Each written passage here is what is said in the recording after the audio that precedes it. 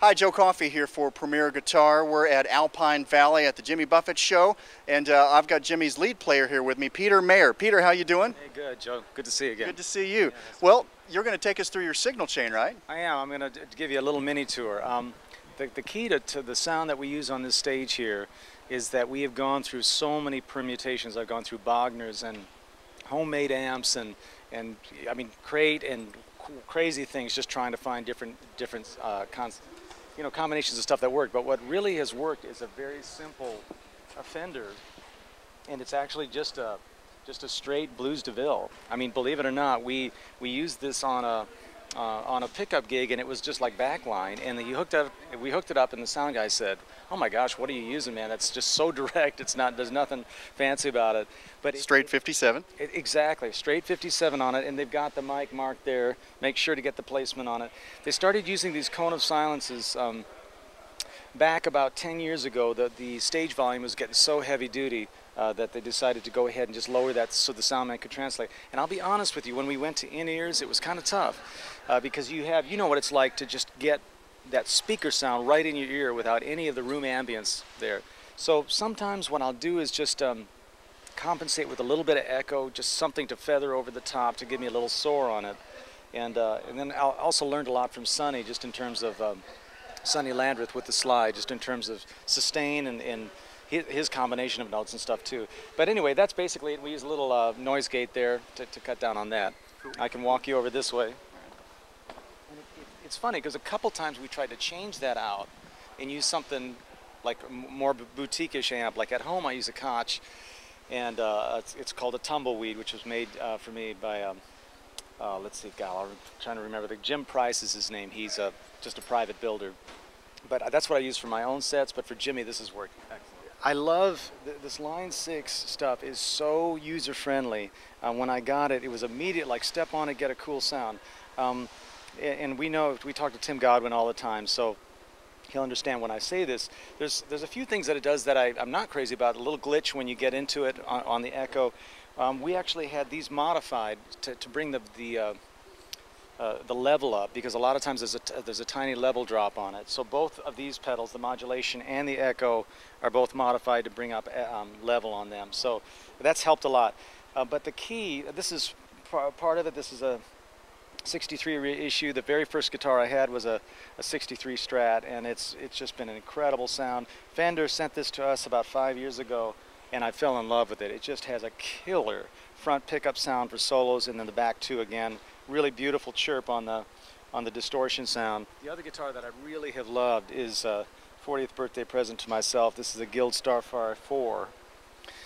And the pickups on this thing just sound amazing. It's kind of like a 335-like sound, but it does jazz in the front pickup. It does a beautiful rhythm sound with both of these, and the back pickup just screams. It's like a really cool slide guitar as well.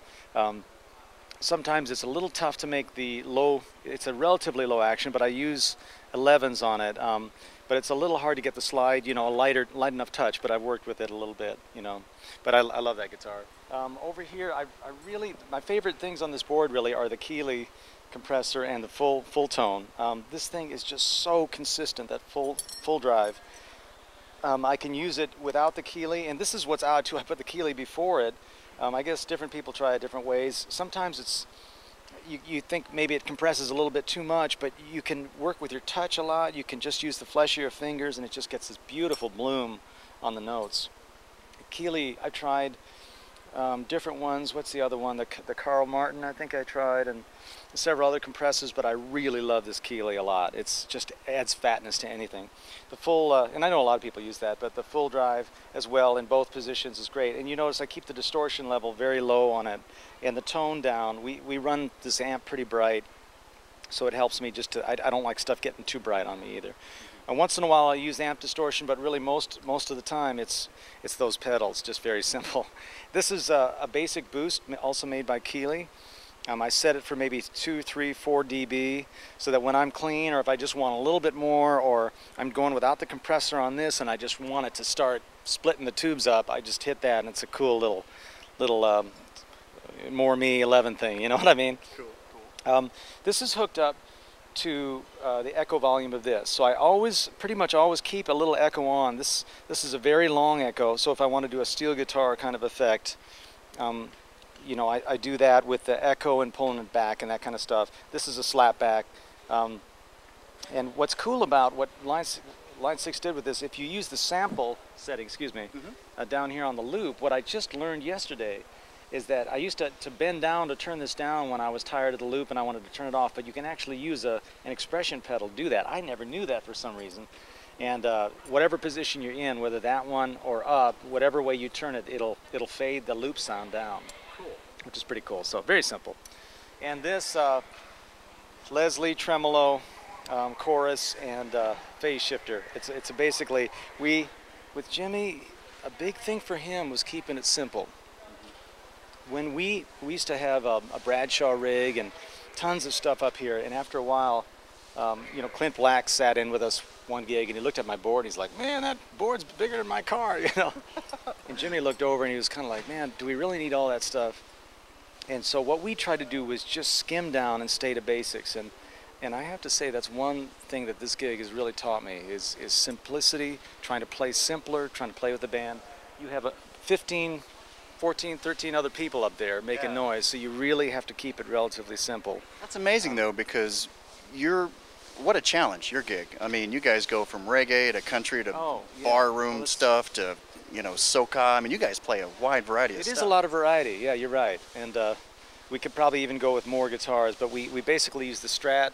I do have a Tele over there as well, the Starfire, and then an array of acoustic guitars as well. So, and Mac is now playing electric as well. So, very cool. Yeah. So it's very simple, but that's basically it. Tell me about your motto here on the board. This looks custom. Yeah, the year of still here. Every year we change that out, and Dougie makes a new new board. By the way, yeah, it's pretty cool. And as you notice back here, Doyle, the steel player, has the year of steel here. So little humor for the thing. Jimmy has usually some half-naked woman on his volume control and stuff like that. So we all use interesting decorations on our stuff. But like I say, I think that the thing I've learned the most, I've been with this, believe it or not, for 20 years. And the thing, I started playing jazz guitar. I've done some playing with Dave Weckl and this and that, different people all over the place. But this gig teaches you variety. You have to be on your toes and then also relaxed. It's a wild combination, but it also teaches you simplicity. You have to play with the band. You know, the one thing I really like about it though is that Jimmy encourages you to rock. He encourages you to let go.